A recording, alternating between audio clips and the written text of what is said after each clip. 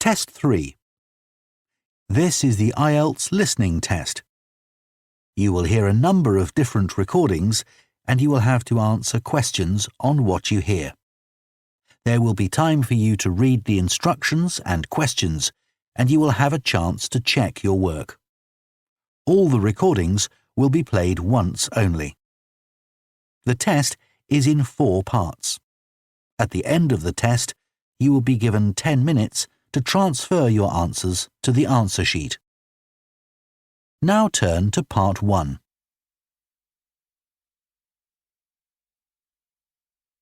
Part 1. You will hear a woman phoning to ask about a summer cycling camp for her young son who is called Charlie. First, you have some time to look at questions 1 to 5.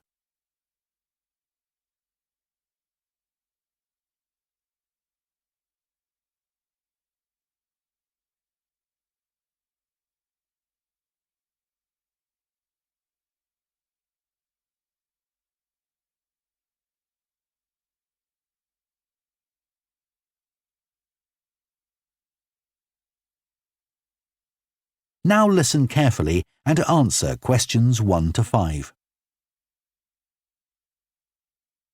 Hello, Junior Cycle Camp. Jake speaking. Hi, I'm calling for some information about the cycle camp. I'm thinking of sending my son. Great. Well, it's held every weekday morning over the summer vacation, and we focus on basic cycling skills and safety. We have 8 levels for children from 3 years upwards. How old's your son? Charlie? He's 7.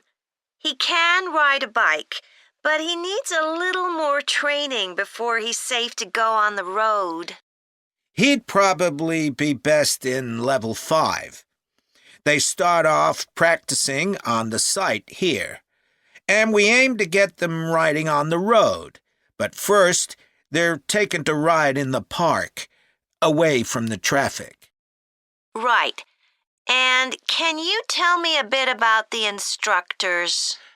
Well, all our staff wear different colored shirts. So we have 3 supervisors, and they have red shirts. They support the instructors, and they also stand in for me if I'm not around.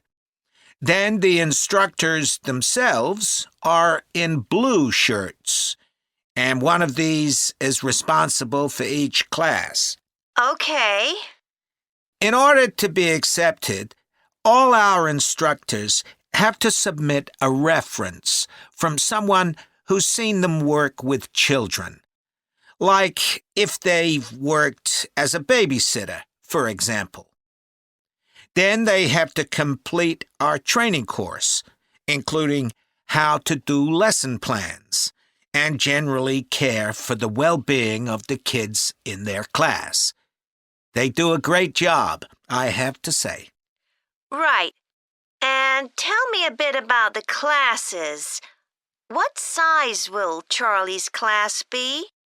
We have a limit of 8 children in each class, so their instructor really gets to know them well. They're out riding most of the time, but they have quiet times too, where their instructor might tell them a story that's got something to do with cycling, or get them to play a game together. It's a lot of fun. It must be. Now, what happens if there's rain? Do the classes still run? Oh, yes.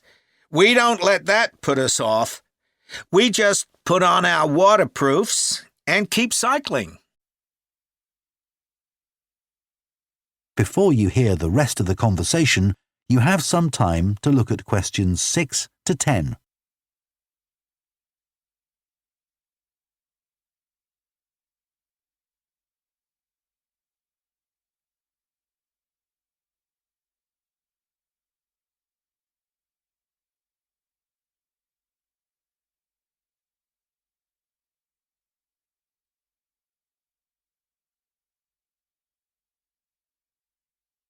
Now listen and answer questions 6 to 10.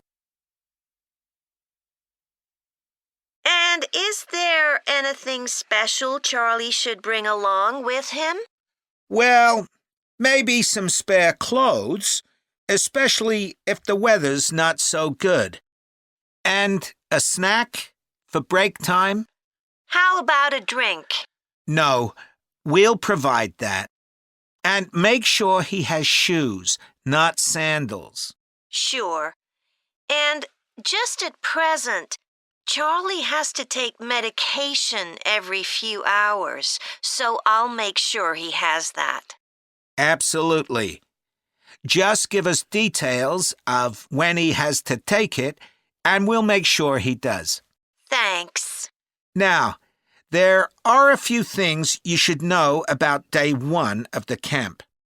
The classes normally start at 9:30 every morning, but on day 1, you should aim to get Charlie here by 9:20. The finishing time will be 12:30 as usual. We need the additional time because there are a few extra things to do. The most important is that we have a very careful check to make sure that every child's helmet fits properly. If it doesn't fit, we'll try to adjust it, or we'll find him another one. But he must wear it all the time he's on the bike. Of course. Then, after that, all the instructors will be waiting to meet their classes, and they'll meet up in the tent. You can't miss it, and each instructor will take their class away and get started. Okay, well, that all sounds good. Now, can you tell me how much the camp costs a week? $199. We've managed to keep the price more or less the same as last year. It was $190 then. But the places are filling up quite quickly. Right. Okay, well, I'd like to book for the... That is the end of part 1. You now have half a minute to check your answers to part 1.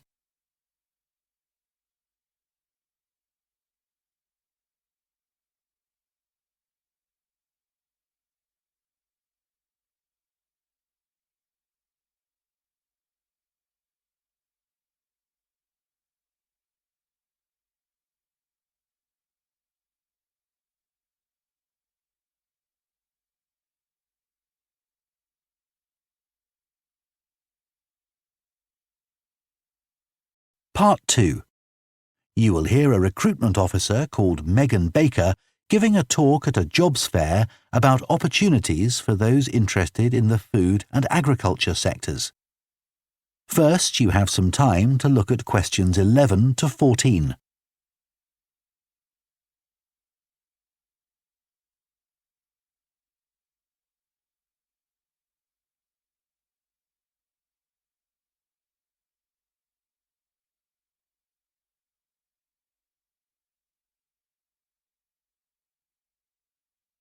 Now listen carefully and answer questions 11 to 14. Hello everyone, my name's Megan Baker and I'm a recruitment consultant at AVT Recruitment Specialists. Now, our company specialises in positions that involve working in the agriculture and horticulture sectors, so that's fresh food production, garden and park maintenance and so on. And these sectors do provide some very special career opportunities. For a start, they often offer opportunities for those who don't want to be stuck with a 40-hour week, but need to juggle work with other responsibilities, such as childcare. And this is very important for many of our recruits. Some people like working in a rural setting, surrounded by plants and trees instead of buildings, although we can't guarantee that. But there are certainly health benefits, especially in jobs where you're not sitting all day looking at a screen, a big plus for many people. Salaries can sometimes be good too, although there's a lot of variety here. And you may have the opportunity in some types of jobs for travel overseas, although that obviously depends on the job, and not everyone is keen to do it. Of course, working outdoors does have its challenges. It's fine in summer, but can be extremely unpleasant when it's cold and windy. You may need to be pretty fit for some jobs, though with modern technology, that's not as important as it once was. And standards of health and safety are much higher now than they used to be, so there are fewer work-related accidents. But if you like a lively city environment surrounded by lots of people, these jobs are probably not for you. They're often in pretty remote areas. And some people worry about finding a suitable place to live, but in our experience, this usually turns out fine. Before you hear the rest of the talk, you have some time to look at questions 15 to 20.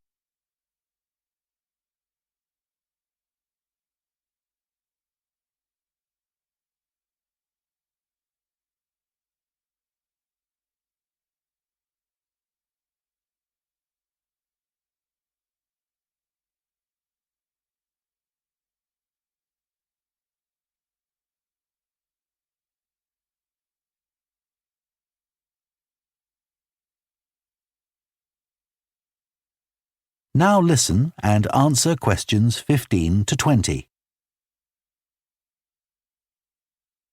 Now, let me tell you about some of the exciting jobs that we have on our books right now.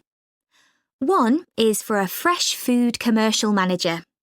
Our client here is a very large fresh food producer, supplying a range of top supermarkets.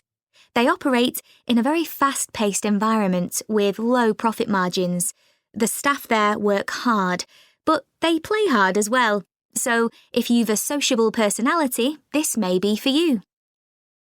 We have an exciting post as an agronomist, advising farmers on issues such as crop nutrition, protection against pests, and the latest legislation on farming and agricultural practices.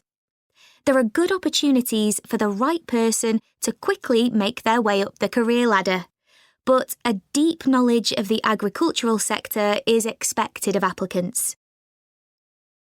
A leading supermarket is looking for a fresh produce buyer who is available for a 12-month maternity cover contract. You need to have experience in administration, planning and buying in the fresh produce industry, and in return will receive a very competitive salary. We have also received a request for a sales manager for a chain of garden centres. You will be visiting centres in the region to ensure their high levels of customer service are maintained. This post is only suitable for someone who is prepared to live in the region. There is also a vacancy for a tree technician to carry out tree cutting, forestry and conservation work. Candidates must have a clean driving licence and have training in safety procedures. A year's experience would be preferred, but the company might be prepared to consider someone who has just completed an appropriate training course. Finally, we have a position for a farm worker. This will involve a wide range of farm duties, including crop sowing and harvesting, machine maintenance, and animal care. Perks of the job include the possibility of renting a small cottage on the estate and the chance to earn a competitive salary. A driving licence and tractor driving experience are essential. That is the end of Part 2. You now have half a minute to check your answers to Part 2.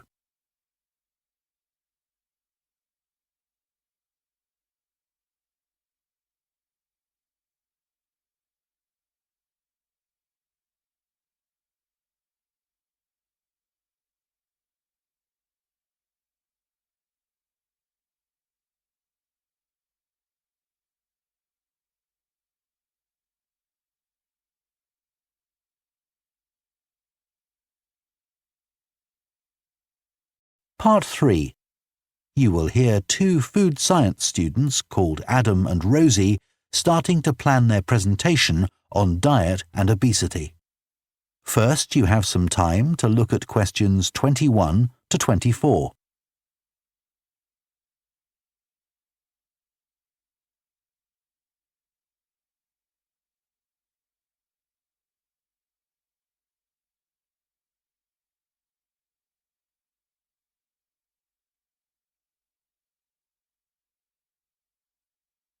Now listen carefully and answer questions 21 to 24.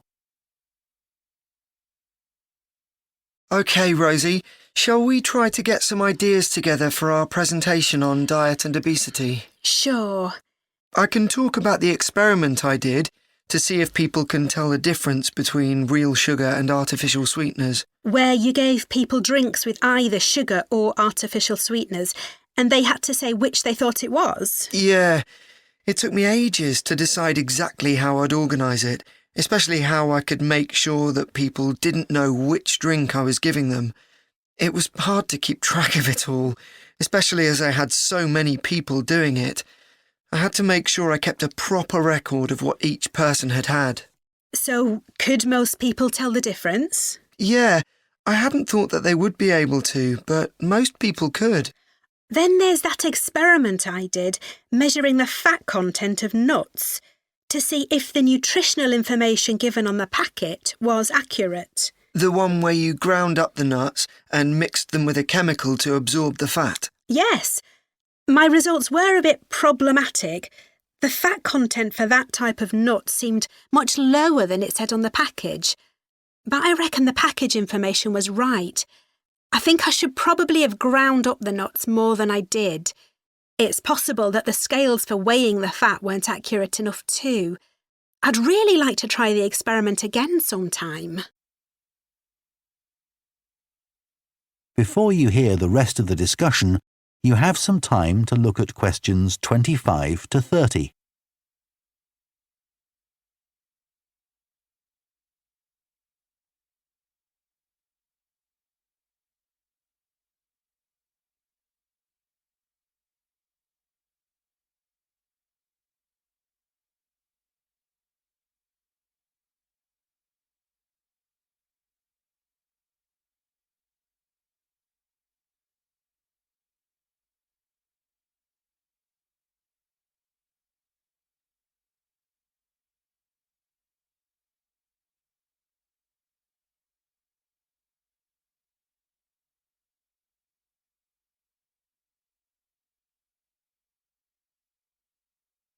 Now listen and answer questions 25 to 30.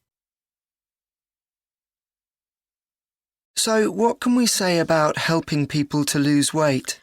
There's a lot we could say about what restaurants could do to reduce obesity. I read that the items at the start of a menu and the items at the end of a menu are much more likely to be chosen than the items in the middle. So, if you put the low-calorie items at the beginning and end of the menu, people will probably go for the food with fewer calories without even realising what they're doing. I think food manufacturers could do more to encourage healthy eating. How? Well, when manufacturers put calorie counts of a food on the label, they're sometimes really confusing, and I suspect they do it on purpose, because food that's high in calories tastes better, and so they'll sell more. Yeah, so if you look at the amount of calories in a pizza, they'll give you the calories per quarter pizza, and you think, oh, that's not too bad. But who's going to eat a quarter pizza? Exactly. I suppose another approach to this problem is to get people to exercise more. Right. In England, the current guidelines offer at least 30 minutes of brisk walking 5 days a week. Now, when you ask them, about 40% of men and 30% of women say they do this. But when you objectively measure the amount of walking they do with motion sensors, you find that only 6% of men and 4% of women do the recommended amount of exercise. So you can see why obesity is growing. So how can people be encouraged to take more exercise? Well, For example, think of the location of stairs in a train station. If people reach the stairs before they reach the escalator when they're leaving the station, they're more likely to take the stairs. And if you increase the width of the stairs, you'll get more people using them at the same time. It's an unconscious process and influenced by minor modifications in their environment. Right. And it might not be a big change, but if it happens every day, it all adds up. Yes, but actually, I'm not sure if we should be talking about exercise in our presentation. Well, we've done quite a bit of reading about it. I know, but it's going to mean we have a very wide focus, and our tutor did say that we need to focus on causes and solutions in terms of nutrition. Oh, I suppose so. And we've got plenty of information about that. OK, well, that will be simpler. So, what shall we do now? We've still got half an hour before our next lecture. Let's think about what we're going to include and what will go where. Then we can decide what slides we need. OK, fine. That is the end of Part 3. You now have half a minute to check your answers to Part 3.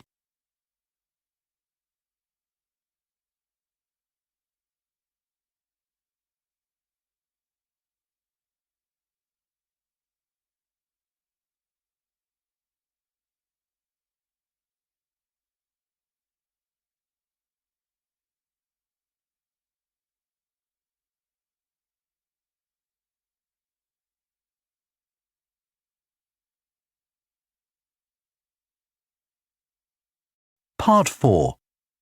You will hear a lecturer on a fashion design course introducing the subject of hand knitting, which involves making things like woolen jumpers and scarves.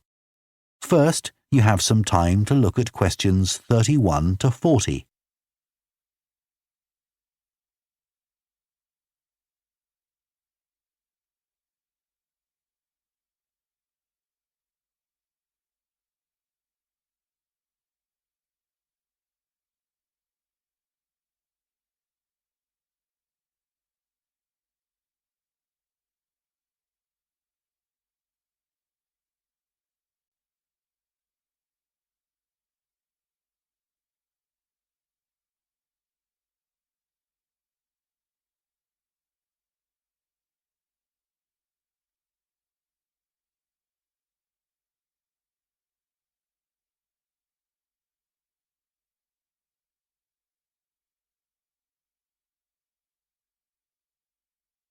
Now listen carefully and answer questions 31 to 40. Good morning, everyone. So today we're going to look at an important creative activity, and that's hand knitting. Ancient knitted garments have been found in many different countries, showing that knitting is a global activity with a long history. When someone says the word knitting, we might well picture an elderly person, a grandmother perhaps, sitting by the fire knitting garments for themselves or other members of the family. It's a homely image, but one that may lead you to feel that knitting is an activity of the past. And indeed, during the previous decade, it was one of the skills that was predicted to vanish from everyday life. For although humans have sewn and knitted their own clothing for a very long time, many of these craft-based skills went into decline when industrial machines took over, mainly because they were no longer passed down from one generation to another. However, that's all changing, and interest in knitting classes, in many countries, is actually rising, as more and more people are seeking formal instruction in the skill. With that trend, we're also seeing an increase in the sales figures for knitting equipment. So, why do people want to be taught to knit at a time when a machine can readily do the job for them? The answer is that knitting, as a handicraft, has numerous benefits for those doing it. Let's consider what some of these might be. While many people knitted garments in the past because they couldn't afford to buy clothes, it's still true today that knitting can be helpful if you're experiencing economic hardship. If you have several children who all need warm winter clothes, knitting may save you a lot of money. And the results of knitting your own clothes can be very rewarding, even though the skills you need to get going are really quite basic and the financial outlay is minimal. But the more significant benefits in today's world are to do with well-being. In a world where it's estimated that we spend up to 9 hours a day online, doing something with our hands that is craft-based makes us feel good. It releases us from the stress of a technological, fast-paced life.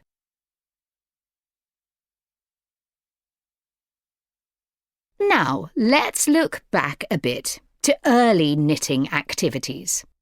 In fact, no one really knows when knitting first began.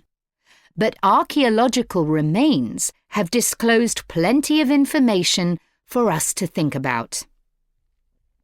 One of the interesting things about knitting is that the earliest pieces of clothing that have been found suggest that most of the items produced were round rather than flat.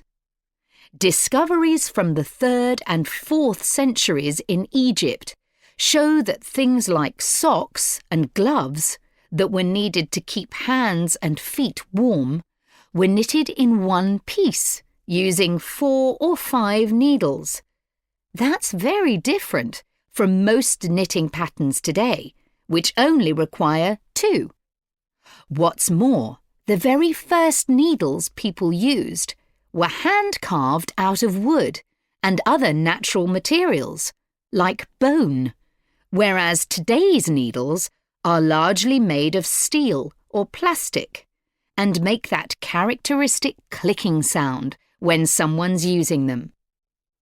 Ancient people knitted using yarns made from linen, hemp, cotton, and wool, and these were often very rough on the skin. The spinning wheel, which allowed people to make finer yarns and produce much greater quantities of them, led to the dominance of wool in the knitting industry, often favoured for its warmth. Another interesting fact about knitting is that because it was practiced in so many parts of the world, for so many purposes, regional differences in style developed.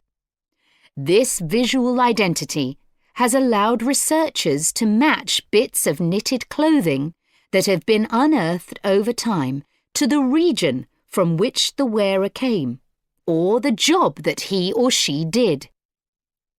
As I've mentioned, knitting offered people from poor communities a way of making extra money while doing other tasks.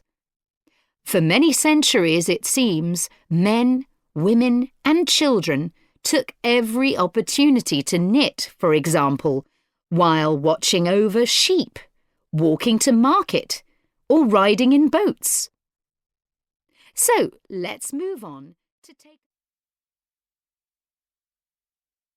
That is the end of Part 4. You now have 1 minute to check your answers to Part 4.